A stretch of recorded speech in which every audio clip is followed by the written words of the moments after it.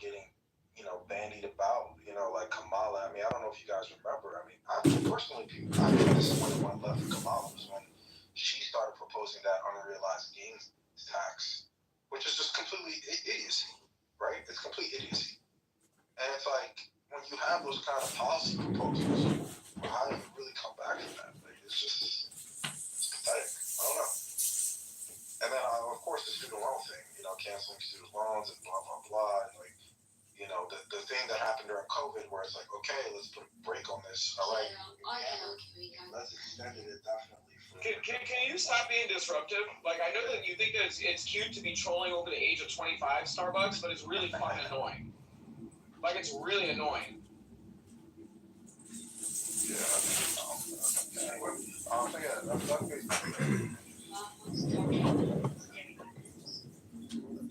just kick her. No, I Monica, Starbucks. What? Did you want to say something? I can't. Did you know you were unmuted? No, they know.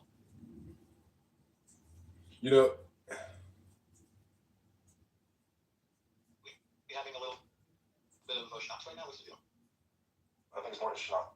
This is El Normo. Mark Rice in Chicago, and I'm running for Congress. Max Rice is my campaign manager. And, we're fighting the Chicago GOP. And it turns out that it's not even a uniparty. It's like a sick agreement between Republicans and Democrats to do nothing, to kick the can down the road forever.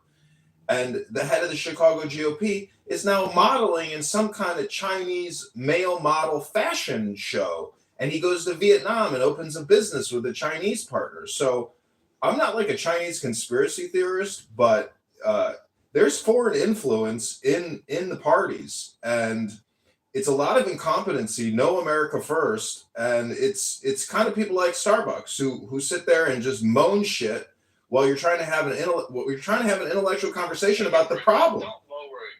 She's just one person. Don't lower it to just one person. I'm just saying. I mean, I'm being facetious. I don't care about Starbucks, but I mean, let her moan all she wants. I mean, Starbucks, if you want, we can open a room later and do an English course for you and go over the top 100 English words. That's my joke, Doge, and you've streamed me enough to know that. I make fun of people when they troll that English isn't cool. But, back to my point about them are screwed, right? Every single thing that they everything that comes out of their mouth, they're being proven a hypocrite on. Every single thing. And I keep harking back to the DNC. I don't think people fully understand how important watching the DNC and watching them in full form, how they trotted themselves out for 4 days, trying to court the American vote. And they exposed themselves to a degree I don't think military strategy could have achieved, right? They got on stage and they talked, and I'm gonna bring up these top 3 things to me. One thing about it, it was already enough that Chris was calling them out to their faces about being elitist and how they were booking $1 million suites so they can look down on the plebes and stuff in the United Center and all that stuff. And how they claim to be for the working person, the working man, right? The working person. But you were catering to multi-million-dollar donors and shit, right? They took top priority. Yeah, okay, cool. But when you have Bernie Sanders on stage talking about we need to get the millionaires and the billionaires out of politics, right? Notice. Since he became a millionaire, he doesn't say millionaire anymore. He always talks about billionaires, right? We need to get the billionaires out of politics. And immediately after he spoke, who came up on stage? Billionaire Governor J.B. Pritzker spoke on stage. But hey, get the billionaires out of politics. All right, right. They talked about J.D. Vance and how, he comes from Appalachia, but he has a Yale education. I'm sorry, but 60 to 70% of the Democrat Party went to Yale. Did they not? Yeah, they did. They talked about Donald Trump and how he was an existential threat to women and he's a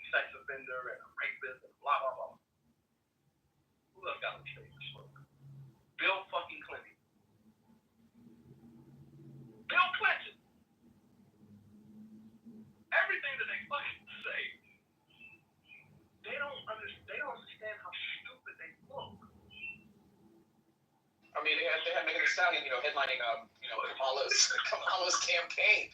Like, I mean, it can't get any worse than that. And I'm telling you, there are plenty of white people that are sitting there looking at that, and they're just like, I can't even go on a Carnival cruise anymore because it turns into a bust-down cookout. Like, and here it is, we're at a freaking campaign rally, and it turns into a freaking strip club. Mm-hmm. And it's like, hey, black men was asking Kamala, hey, what have you got plans for us? Mind you now, it was the DNC that sent the internal memorandum to the Biden administration months before the election cycle and said, hey, y'all, I think y'all need to pay attention to this. Y'all are hemorrhaging black male votes. Y'all need to do something about this because if you get below a certain percentage point of black male votes, you will lose this election, right? They didn't want to pay attention to that. So now when Kamala Harris is out here campaigning, and black men ask, well, what do you have in store for us? Because honestly, the Democrat Party has no policies that resonate with black males at all. This is how Stacey Abrams lost, right? And she preempted her loss by trying to blame black men. Said if I lose, the black men didn't vote for me. Well, no, Stacey Abrams, you just don't have any policies for black men that resonate with them, all right? But when they asked Kamala Harris, what policies does she have for black men? They had to hurry and scramble and cobble together piecemeal some bullshit in the final few weeks of the goddamn campaign, and they came out with this bullshit that had free weed on it. Free weed. Now, what? Is this what you think about black men? Is that they want to vote for you because of fucking free weed? I'm sorry, I don't smoke weed. That shit does not resonate with me. That shit does not move the needle with me. That goes to show you how they do not understand the people at all. They're so disconnected. They're out of touch. You mean it wasn't the mobile abortion clinics outside the United Center that tickled your feather to want to vote for them? Vasectomies and abortions. As somebody put in the chat, black men don't matter to these people. Whoever said that is right. We're no longer needed. They've split the black community along gender lines, and they obviously, with Stacey Abrams and Kamala, et cetera, et cetera. I know, Wes Moore, I guess, I don't know if he's going to run. He says he's not. But, it's just politically as a chess piece on the board, they already know that the black woman is going to turn voter turnout. And they already have them on lock, given their pandering, inconsistent pandering. So it's kind of like a crazy conundrum there. And then one other thing I guess I'll call out is the whole Ukraine and Israel, the foreign kind of war, and their failure to have any clear position on it. And just say anything about Israel or Palestine, they have to toe the line and walk the tightrope, because if they say the wrong thing, they're going to get destroyed by the other side of their own base. So they can't say anything affirmatively about Israel. They have to say, oh, no, Israel has a right. And Palestine, stop killing them and slaughtering their children, all that stuff. They have to say all those things, speak out of both sides of their mouth. Yeah, but Nancy Pelosi, the leadership would have to come out and say, we are now a peace movement. And there's no leader in the Democrat Party that has any credibility to even do that. So you're right. Their party's fucked. But now it's up to the Republicans to hold on to what they have and actually be fiscal conservatives. And they're not doing that. They're giving out all the money in the same way that they did prior administration. So it's one big kick the can down the road and the okey doke on the American people. I literally just said the party was screwed. You said I was wrong. If you just said the party is fucked. I'm saying that the party in power is not fucked in the sense that they can hold on to power if they're actually doing good things for we the people. But the Democrats are the most corrupt group of liars and low IQ clown. It's clown world with them all the time. It really is. It's so frightening to see that the leadership is clowns. It's like, if you served in the military, you served with honorable, intelligent leaders. It's like there's such a disconnect between politics and real world, and it's terrifying because they're the ones who are just writing the checks. and getting paid by special interests and lobbyists. They're fraudsters. We have a political industrial complex in this country, which is literally it is ruining your future. These debts won't go away. You may say there's some kind of jubilee or agreement to resolve the debts, but that's not the way debts work. They're perpetual.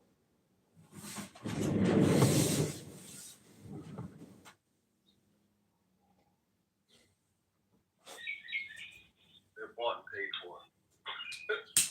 Plainly put.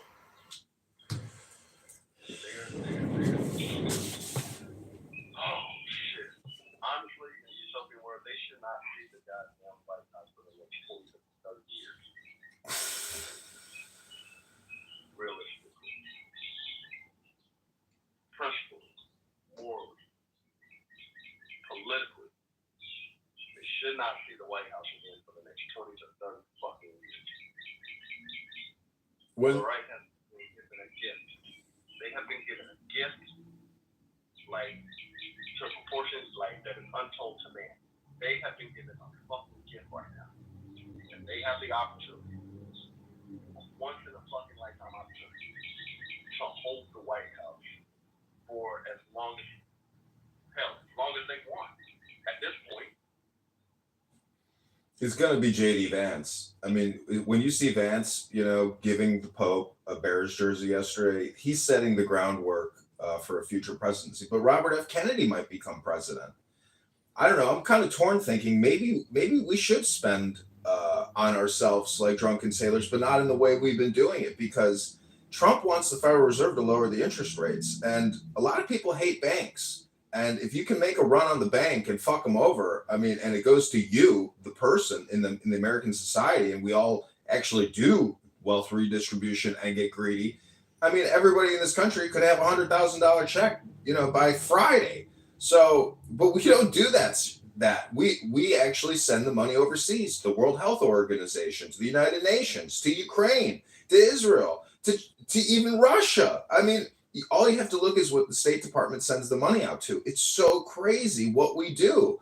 We literally go to work every day to send our money overseas to foreign governments and NGOs. I mean, taxpayers should literally be revolting right now at every IRS and Federal Reserve and congressional office there is. We have been getting scammed and fucked hard 25 years. They sold out 50 years of your future. I mean, that's what they've done. Everybody should technically have a surplus at this point. Everybody should be born in this country with a $600,000 credit to go to college and have a down payment on a house. No, you're born into perpetual debt now in this country.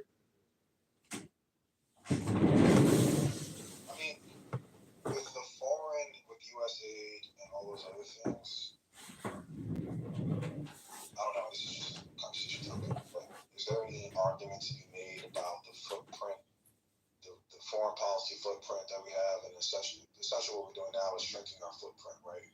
And that obviously means that other world powers are going to step in, be it China or Russia or whatever, right? So was there just no value in those things and they were mistaken, or is this truly just a correction of something that... Why is China going to start footing the bills? Why is Russia going to start? Nobody wants to foot other countries' bills. These were bribes. These were payoffs. Okay.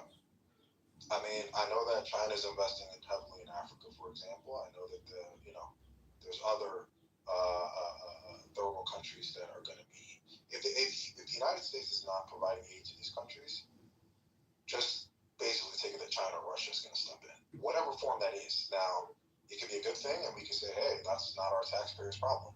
At the same time, though, that there is a growing influence outside of America with that. So, if it's a calculated, hey, we're cool with it, but just keeping that in mind. I know, but paying for DEI weather climate change testing in Nigeria is not a priority of taxpayers in any city in the country. I mean, it's, again, what we were spending the money on. We weren't building some heavy shipping container in the west coast of Africa that we owned and operate, or rebuilding some type of new Panama Canal. I mean, these are terrible investments. You got to look at the ROI and the cost benefits analysis. The Democrats were doing funding fake education nonstop. All this DEI bullshit is education business. It's a scam. It's a fraud. It's theft. I mean, there are no arrests One person has been arrested, some federal judge who obstructed some Venezuelans' deportation. That's it. We want arrests for fraud, for waste and abuse. I mean, Doge has uncovered supposedly $650 billion in waste. And losers were like, when are we going to get a Doge check? You know, you think you're going to get some $5,000 check from the government? No, just cut the income tax. Get rid of the IRS. Open America up for business on a way that has never been seen before. Build a super city here. Build a new city in Colorado, a new city in California, a new city in Illinois, a new city in Georgia. I mean, open the country up in the way that Dubai, Saudi Arabia, Abu Dhabi does business. They are open for business. This country is run by clown people, and you know it, I know it.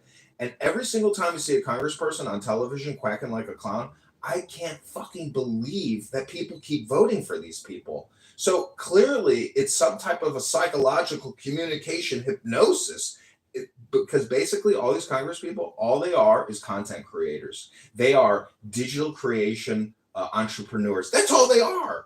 That's all they do. They're in the communications business. And we have to get wise to the fact that they're essentially nothing but lobbyists doing everything that Pfizer, Moderna, J&J, Google, Comcast, AT&T, Verizon tells them to do. They have millions of dollars in the bank. The leadership from the parties pass the money down to them, and whoever votes yes gets the money based on seniority and other special factors. So you have to vote the person. People don't like Thomas Massie right now because he's voting no on the big, beautiful bill. But you have to vote for people like Thomas Massie. The money has to be, if we're going to create fake money, we have to spend it efficiently. And I think everybody has to agree with that.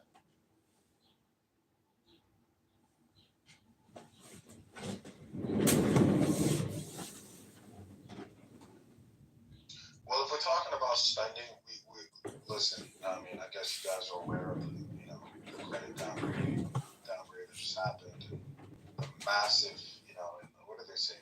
By 2030, like the interest payments on the deficit are gonna, like, what is it gonna be, 30% of GDP or something crazy. So we gotta start making some hard decisions, and honestly, like, this big beautiful bill that we're talking about, I don't think it really goes far enough. Like, I don't see how we gotta start cutting, like, and we're gonna have to make societally, this is outside of, I guess, getting away from which candidate, because things are already set in motion. Like, either we cut Medicare spending, we gotta say, hey, if you're a senior citizen and you make, over X amount a year, like, hey, we're gonna diminish your Medicare, like, payouts or something like that. We have to start doing something like that, because this path we're on is unsustainable. There's no way. Like, Trump is talking about external tariff, external revenue service, and this, that, and the third, but we've got to find a way to stop cutting spending dramatically. We got to audit our defense spending. We have a lot to do. Like, I don't know, and I don't think this bill is going far enough. And I don't like, for Trump, all Trump, says and does is like this whole thing. Oh, no tax on tips. Like, that's just pandering. It's the same thing the Democrats did with like student loan crap. They were talking about, like, what do you mean no tax on tips? Like, why? Or no tax on overtime? Like, what the hell is that good for? Like, I don't know.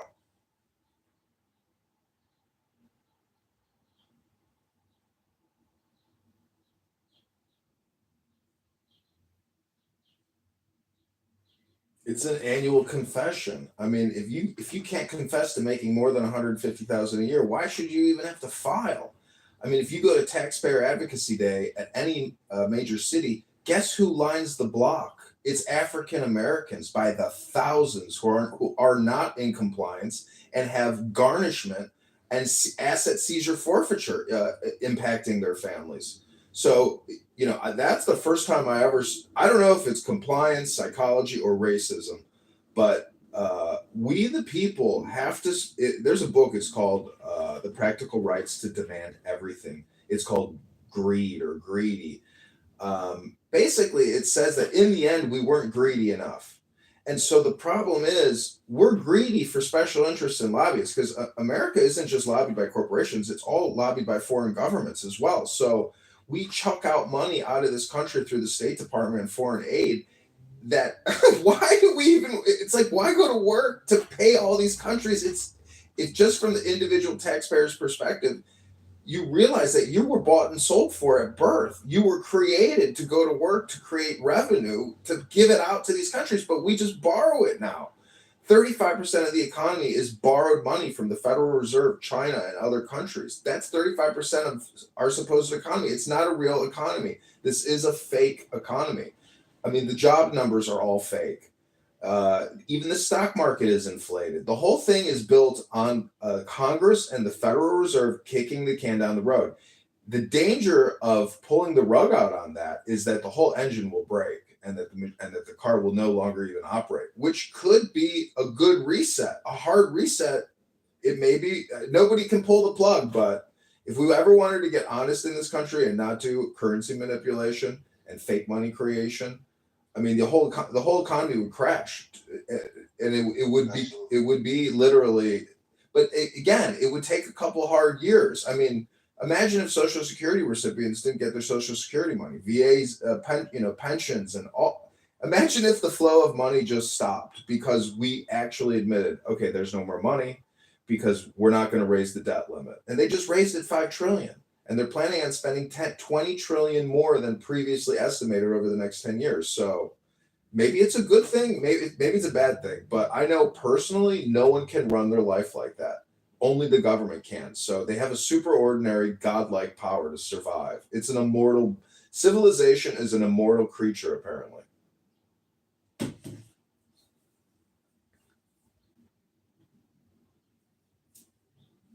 Yeah, we got to get some automatic, like, we need to make changes to like the budgetary process, like for the federal government. Like, we need to get some automatic, like ironclad, like, okay, once you reach this threshold, like automatically spending has to be cut. You know, um, we've got to do something. You know, and you're right. Like, if we stop, if we try to rip the Band-Aid off now, we're going to crash the economy. And you know the implications. We're America, and yeah, like we should have sovereign, oversight of our own affairs. But it's like it's not just us. We're not just some like country in South America. Like, if we start the moves we start making are going to impact the entire global economy. See, the irony is all these other central banks, Europe and China, they do the same thing we do and they keep it at parity. And that's essentially the Forex market. But imagine if we were to pull the rug out first and we suffered a few years of incredible hardship. Actually, the rest of the world, and we opened up our business floodgates, the rest of the world would pour into America and it would actually reverse course. That's the only probably way to really save the economy is to crash it and open it up to foreign investment and suck out the world's available free capital that wants to get out of their shitty countries. I mean, and maybe even add 50 million people to the country and open new super cities. I mean, our cities suck. They are old and antiquated. They're not modern and they're not built for scale. So, I mean, there's a huge opportunity, but the thing is, the way we're using the money sucks. Your Medicare, your Medicaid, your doctors, and those solutions, those suck. If your fat ass isn't in the gym and eating healthy, your health is going to suck. But why are you taking $10,000 a month worth of prescriptions that the government is paying for? So, anyways, it's the flow of money and the essentially the magnitude of the money, but the way we're spending it sucks. Ukraine sucks. 100 billion, 500 billion there sucks. War in Afghanistan, Iraq, multi-trillion sucks. Like, the way we spent the money was not an investment on we the people. We got no return on investment. Everyone outside the country and the biggest corporations around the world got all that money. And there's trillions of dollars sitting in offshore bank accounts in foreign tax havens. That's our money. We, the taxpayers, owe that fucking money now. And that money is sitting in foreign banks overseas. And you could read the Panama Papers and all those other, leaks, but there are trillions of our dollars sitting overseas that we generated, we spent, and we don't own it. Yeah. So you said something about opening up like the floodgates or something like that in terms of foreign investment. What barriers exist now? Just go try to open a pizza parlor. Go try to open a hamburger shop. Go try to open a movie theater. Like, what kind of barriers exist to opening a business? The tax compliance alone becomes a separate business. So yeah, it's impossible to start a business in the real world. Only place you can start a business is the internet because there's no regulation or very little oversight. So good luck opening a business in America. If they don't, the problem is not just the federal, it's the states. And it's your local county Democrats and your local mayor Democrats and all these Karens that have never operated a business and are sucking their taxpayers dry with their pensions and their salaries.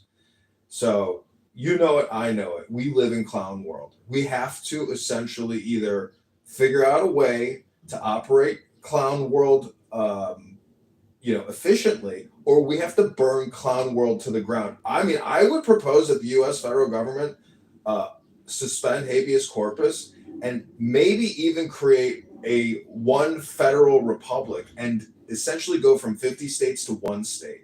Because to let California, Illinois, New York, and other mega Democrat city states to continue to operate in this federation of republics, it's just not efficient. I mean, if we really want to get efficient, we have to essentially create the create the new America, which is no longer the states of America, but maybe just create one giant federal system and eliminate all state pensions and everything and turn it all over to one administration. I know that sounds ridiculous, but essentially, whether you're getting taxed by the federal government or your state or your utilities, etc., people are going broke. Bankruptcies are through the roof. Childbirth has plummeted. Like, America is in a fiscal crisis and in a magnitude that's unsustainable. Chairman Powell says it's unsustainable, and so it's basically going to become Weimar Republic hyperinflation and the Hunger Games. That's not how the founders of the country wanted this republic to operate. We should have sole authority to determine our destiny, not Congress and the Federal Reserve. I mean, they're totally detached from we the people. It's one giant connected organization that is profiting off of the backs of we the people. We're being taxed to death. Property taxes, income taxes, your electric, your utility, your gas, this tax, that tax, your admissions for your vehicle. It's like a never-ending job now trying to stay alive to support your government. So the system has whittled us down to the highest degree possible. There's nothing else to whittle down. So I don't know. That's my opinion.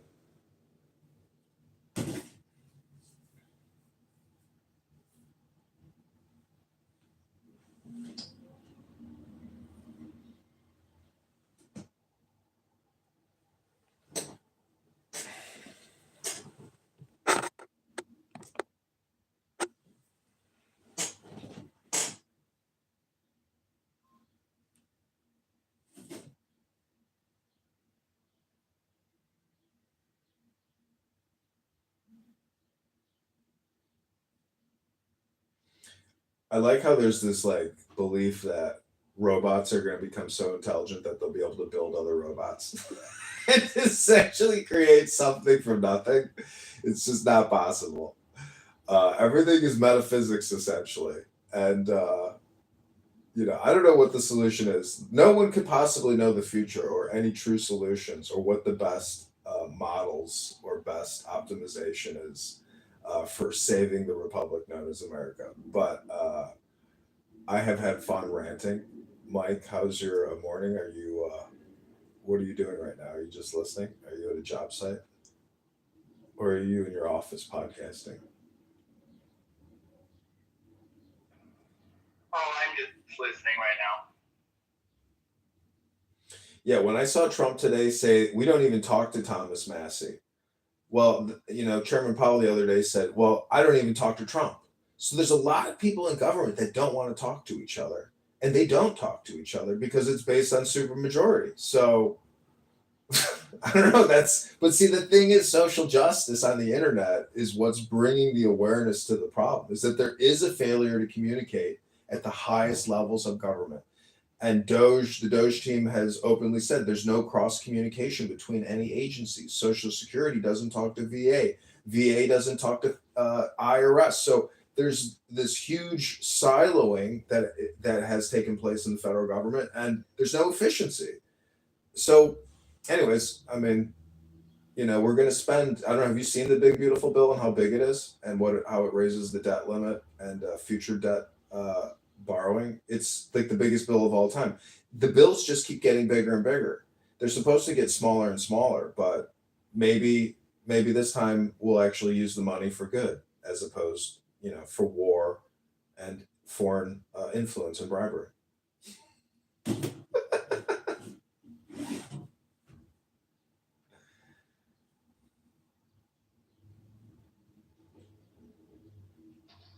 See, the way I see it sometimes, I don't know if I'm right about this or not, the system has to be blown up.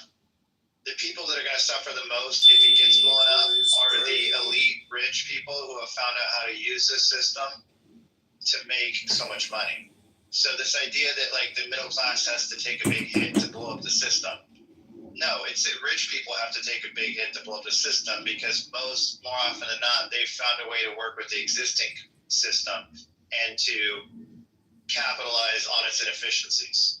So, and that's not going to happen. They're actually doing better than they've ever done. So this idea that somehow, the system needs to be blown up is true. The idea it's not being blown up because people on Medicare want their monthly check.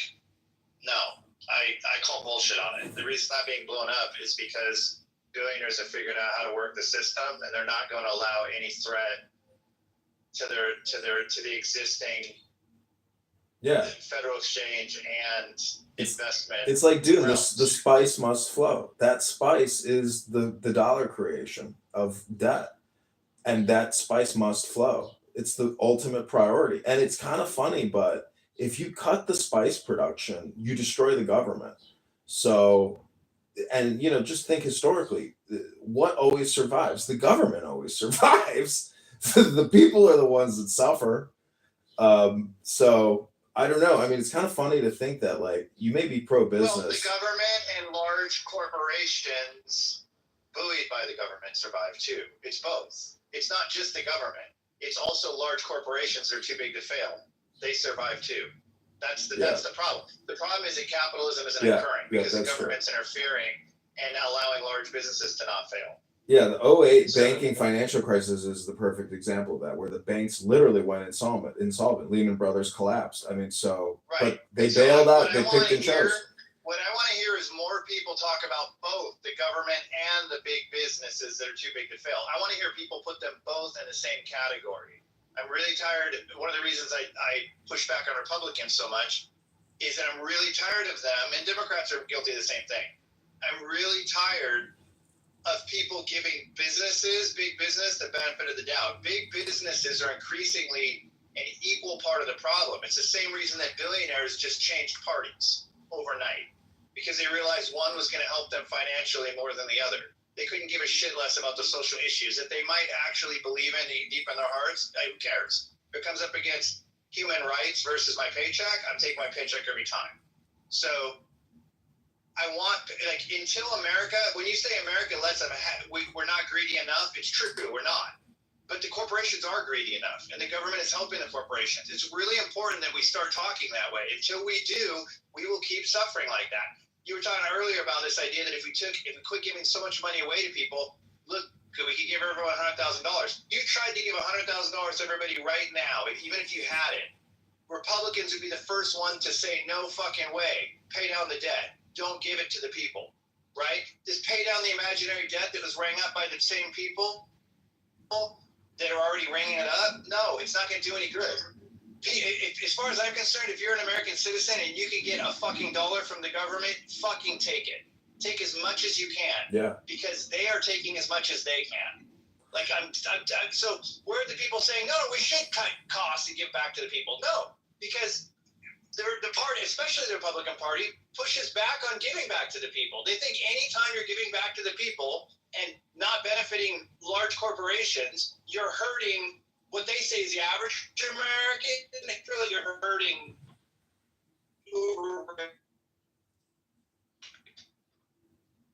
Yeah, you're in the matrix at the end there, but I mean, we know that the Treasury, when you file a tax return, you get a tax. A lot of people get tax refunds. I mean, they could make Liberty check payments through there, where Congress actually demands that the Federal Reserve lend them $100,000 per citizen who doesn't make more than 30,000. I mean, this is all wealth redistribution schemes. It's all socialism and communism. But the point is, you have to wonder what's the better path, because the rest of the world shit rolls downhill. If we decide to do hardcore currency manipulation for we the people, and China doesn't do the same thing, I mean, we're screwing over internet. Anyways, this is all just bullshit, because this is a spam and just an imaginative theoretical communication. It's not real politics. So I don't know. To me, X is X is the most amazing thing, because there is information on X and individual people that put together content and reframe the situation in a way that is extremely organizing in terms of like fiscal responsibility. Anyways, the storm has started here in Chicago. I gotta go close my windows.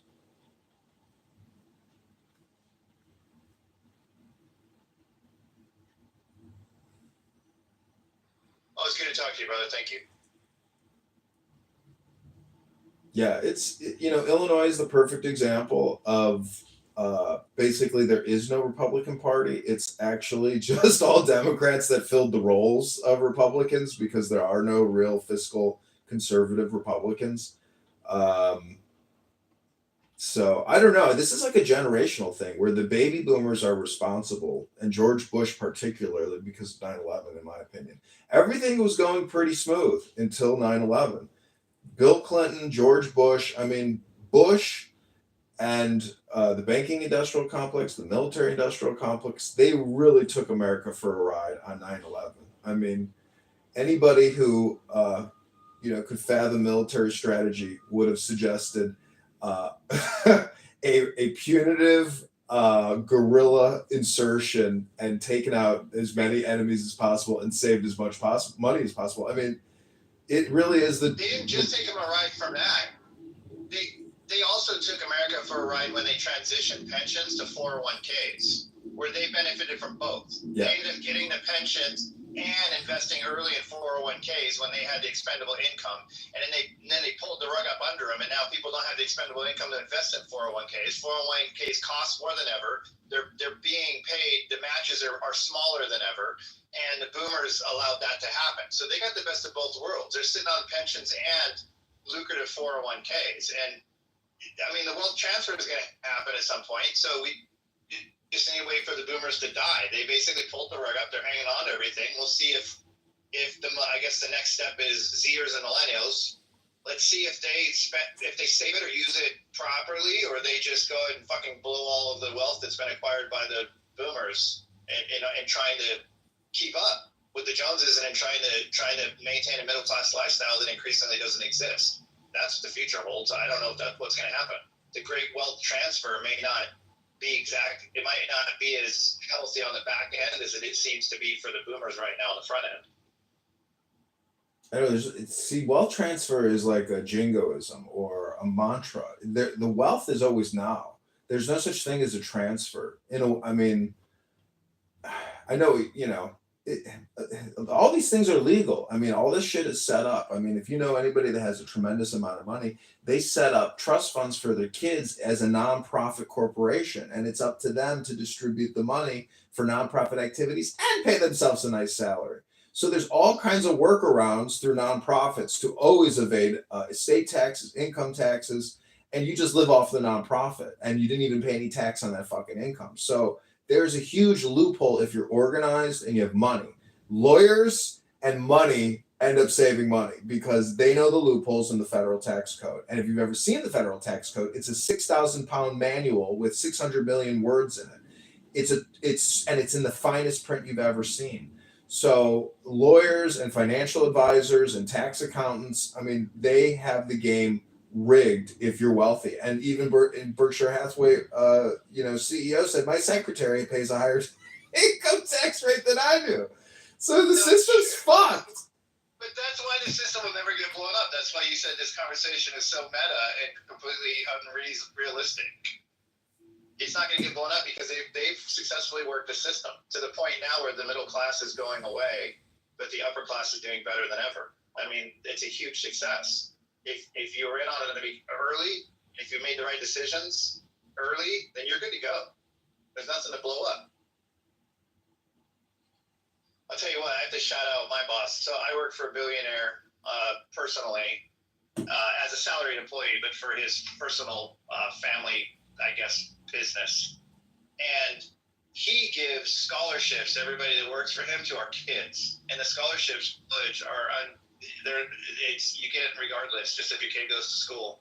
They're $6,000 a year, so $24,000 a year for each of my twins that are graduating right now, coming from my boss, which is pretty sweet. I was thinking about it, and I was like, man, if all companies, that'd be one way to change America. If all companies took over the burden of paying for kids' colleges to eliminate those student loans, so kids didn't graduate with so much debt and being crunched by all the student loans that they were completely fraudulently sold to us as safe when they're the most dangerous loans ever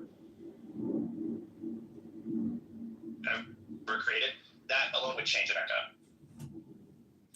I don't know if you saw what Doge uncovered, but literally national and foreign are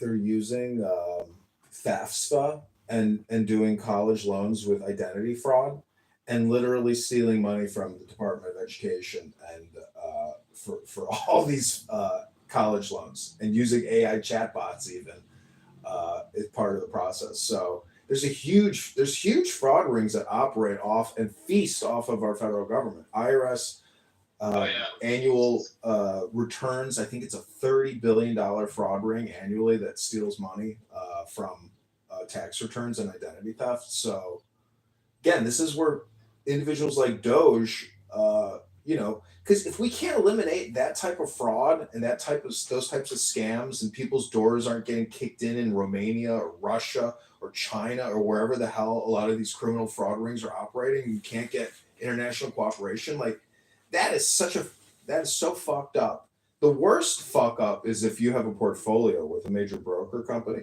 and somebody does identity theft and transfers your life savings out, and you can't get the money back from the bank, and it went to some criminal, in wherever. So, I mean that type of shit it's a major problem. But anyways, I think we have examined every problem in clown world today. I just say, try to vote for people who actually can describe it as clown world, because if you're voting for somebody who doesn't describe it as clown world, they are the clown and they're the problem.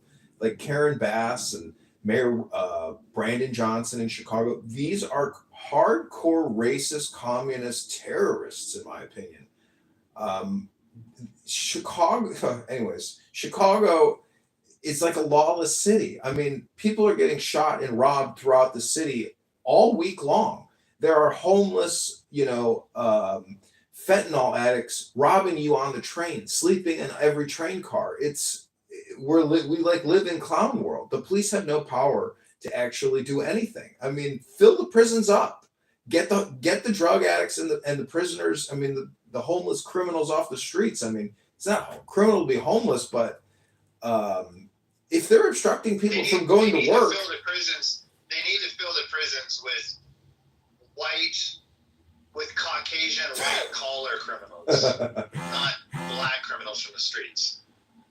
No, I know, but there should be some option. I mean, if you're homeless and they're building a mega work site in your state, and you want to volunteer for housing, food, and a job, I mean, so be it. Like, there's got to be. I mean, I guess nobody wants to do that, but that's why they're sleeping on the trains doing fentanyl. But anyways, again, I'm just projecting, imaginative meta of what could be. But have you ever seen anything change in your whole life? I've never really seen anything actually change. It seems to me like I have witnessed a can get kicked down the road my whole life. Sometimes I think they give money to the wrong people when they do give money, because like when I lived in Seattle, I bought one of my first homes I ever owned was a little condominium type thing, freestanding, so it looked like a little house, but it was small and independent. It was a condo, and I think we paid $188,000 for it at the time. Well, our neighborhood actually was accessed by crossing through a really small neighborhood on the way in, and that neighborhood had homes bigger than ours. They were Habitat for Humanity homes, and the rule was that the people had to put in, like, I think it was 20 hours a week in helping to build their own house, and then they got the house for free. And these Habitat for Humanity homes were really nice. They were nicer than our homes by far. So then we all move in, and fast forward 2 years, and guess which homes were complete shitholes within about 2 years compared to the other ones, right? So the Habitat for Humanity homes, the ones that the people helped build and got for free, they didn't fucking mow their yards. They were complete shitbags living in their free houses. And all the people that invested in these condos and paid for their own shit had this beautiful little neighborhood. We had to drive through a shitty neighborhood to get a good one. So I felt like, well, fuck, they gave the money to the wrong fucking people. They should have given the money to us so that they don't give fucking free houses to people. You think I wouldn't put in 20 hours a week after hours, build my own fucking house if I could have it for free? Yeah, I would. I mean, they were helped doing it. They just had to add the labor. They were already had fucking crews building them. So what you're saying is Jimmy Carter, and I mean, it's basically what you're saying is people don't respect shit that's not their shit, that they didn't work for and buy on their They own. don't respect free shit. That's completely true. And it really put a bad taste in my mouth for Habitat for Humanity. I worked for Home Depot corporate at the time at their world headquarters, and we were big Habitat for Humanity people. I was doing Habitat for Humanity jobs and stuff at the time. I quit doing it. I quit volunteering for it internally. I didn't talk badly about it because Home Depot still sold on it. But I quit helping with it because I was like, now I already saw what the fuck happens. Like, I'm not okay with this being my charity. Yeah, I mean, but they still got to pay property taxes, and I bet you that they maybe even get special assessments or something because of their status. They have to, because the property taxes are too much. I mean, the property taxes are a $1,500 a month mortgage on their own. There's no fucking way that these people are paying their property taxes. I don't know what happens there, but there's something going on. Property taxes are such a big issue here in Chicago. It's so crazy, like how much property taxes have gone up on people, and they're just going to keep going up. And the city spent $600 million, housing aliens, but it's more than that. It's like $1 billion to $2 billion. But the city of Chicago is like in a very precarious financial situation because they always rely on Democrat presidents to essentially bail them out. And they're not going to get the check this year from Trump. But think about that cycle too. So in Atlanta, I just saw a report. They researched it. Over 30% of the homes that are for sale in Atlanta are owned by companies, not people. 30%. That's happened since in the last 5-10 years. That happened. That they took over that many homes. That's greater Atlanta area. Now, all of the property taxes are rising a lot too. My property taxes went up $2,000 for the year last year. Went from, I think I was paying $5,600 and it went to $78 or something. Okay, in one fucking year. Now, if I can't pay that, I mean that's $600-700 a month on a paid off house in my case. If I couldn't pay that for some reason, when before it was $300-400 a month, well then. Who's buying it? 30% of the time, companies are buying it. And then they're renting those houses out. So the increasing property taxes are benefiting increasingly corporations who are charging more for rent than the mortgages would cost regular people to get into a home. And that's a fairly new phenomenon. Essentially, it's a middleman in the real estate, a corporate middleman in the real estate agency. Well, real estate. You can't buy a car directly anymore using Auto Trader. You got to go through some fucking Carvana or some other company. That's happened. Yeah, real estate investment trusts have always existed for a long time, but there's a house near me that got bought up. I mean, nobody even moved into it. So, I mean, if it was like some kind of BlackRock syndication that bought it, maybe they're not even renting them because they just view it as an asset, and they can get the tax break and the appreciation. Yeah. So they're using it as it's a horrible way to store value though. But I don't know if it is though. It depends on where you're at. It isn't a horrible way to store value. The operating costs are insane. I work for a billionaire that owns probably 100 homes that are right now. There's nobody in them. Running AC and everything all day long. That's fucking crazy. So, yeah, he doesn't rent them out because he would rent. He doesn't want people to ruin them. Like it's not worth it. It's not worth the headache of renting it out if you don't need the income right now. That's crazy. What a waste. I mean, because homes are supposed to be lived in. This is the worst thing about the grind and the 9 to 5 is many people buy a house, but they never even get to live in it. And then when they retire, they die, and they never got to live in the house that they paid for. That's what'll happen. That's what'll happen.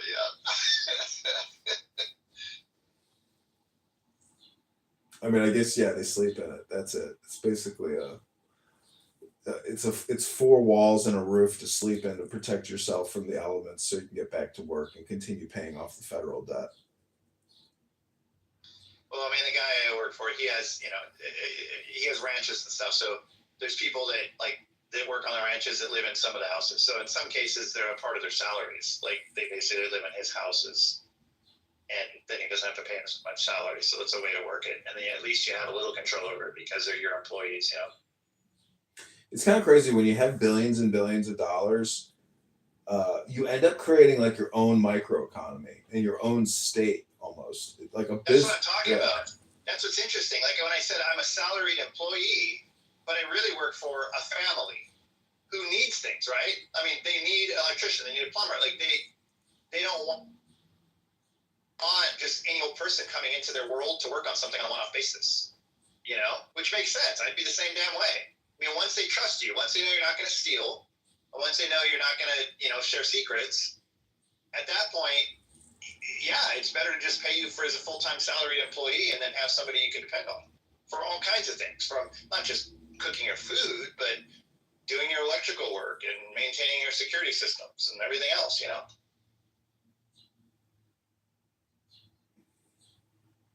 Yeah, and they have very complex problems that require I don't know, a lot of it is they want anonymity or they want security and yeah, it's all that stuff. But anyhow, I mean, it's been a fascinating conversation.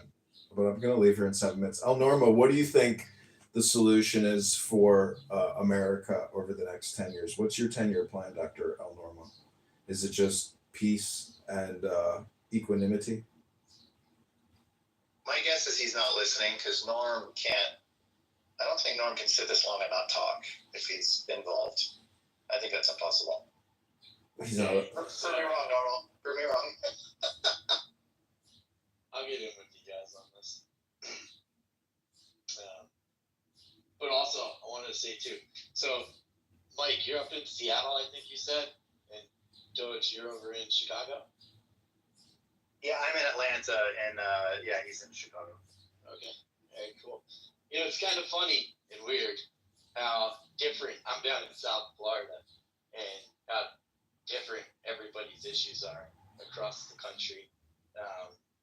I travel a lot too. I fly up to New York, I go to Philadelphia, and Atlanta sometimes. And when you hit these areas where you're talking about the crime and the drugs and everything, and I'm originally from New York. My mom, my parents, they're big on the city. They love to go down there, huge with the arts, Broadway, and all those kind of things. And my mom doesn't even want to go down to the city anymore because she's talking about the crime on the subways and things that she's seen and things that her friends have seen. And, down here in Florida, we don't really have a lot of that. It's kind of very different. And I think when you look at states and the way that they run their government and their cities, I really feel like it has a big thing. And not to say Democrats versus Republicans or whatever it is, but down here in Florida, it's kind of like we live in a bubble.